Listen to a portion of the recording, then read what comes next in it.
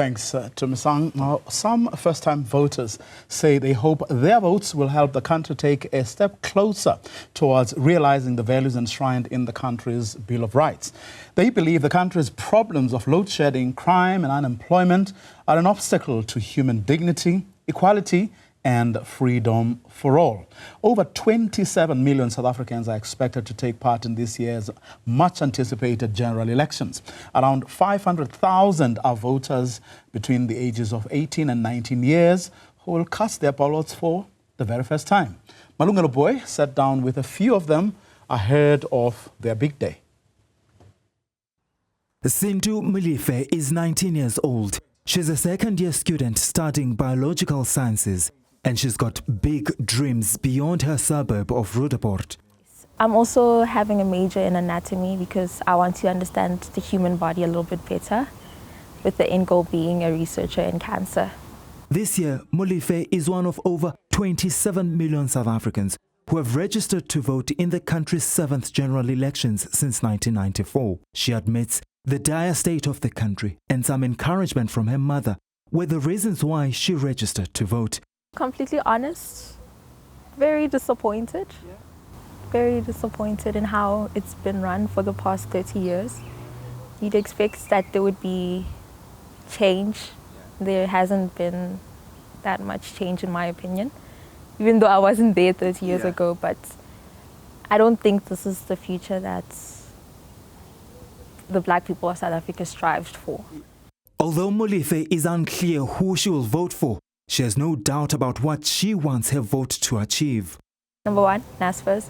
Number two, the healthcare system, especially the public healthcare system, because it's incredibly disheartening to see how people are being treated in hospitals when they can't afford private healthcare.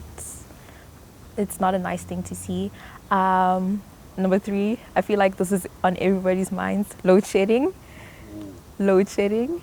And you know it too well. I know it too well because it legitimately started when I was a toddler, so it's all I've known. And I don't want to know it anymore. I'm tired of it. Away from Roodepoort, Andrea Farve is a first-year medical student in Pretoria. She too will exercise her democratic right to vote for the first time on 29 May, when she becomes the latest member of her family to add her voice on who gets to govern South Africa. Even if one vote sounds, inconsequential in the bigger picture, just that action of voting, that little change that you can make is very big, and especially because it's my first time voting. Farve says her choice of party or candidate will be determined by several factors. It's not about a politician's words of hope. For me, it's that actual change. How have you been getting that information? Staying up to date with news. Politics is a big part of our country. So just, looking at news headlines, seeing what change they're instating and, what each political party stands for, what change they want to make. Israel Botha is the last of the first-time voters we spoke to.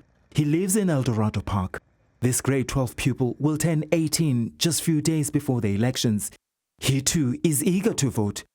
I believe that my vote can make a difference. And at the end of the day, we have to vote for a political party that has our interest in heart and in mind. So hopefully they can transform the country into what we need it to be. For Botha, who hails from a community buckling under pressure of drugs, gangs and crime, feeling safe is sacrosanct. So many of our friends are dying, young children, people, young men. So we'd like to see police intervention. Is it affecting you here in your community? Yes, it is, because at the end of the day, most of us we mourn like almost every day because my friend fall, my cousin fall. I wouldn't know who's falling, but at the end of the day, someone is being shot or stabbed. Do you live in fear? Yes, we do live in fear in our community. And it's really a growing problem because we need to focus on our schoolwork and stuff, and then we can't because now there's a fight outside or there's a scene happening or there's gunshots going off. Botha says his vote will go to those willing to work for his community. Someone that can they can work with the people, they can get his hands dirty. He's someone that I think will really give up the most for this country. This expectation is key, as he hopes that it will help him realize his dream of becoming one of the country's top music producers and entrepreneurs. For Newzroom Afrika on Channel 405, I'm Malungelo Booi in Johannesburg.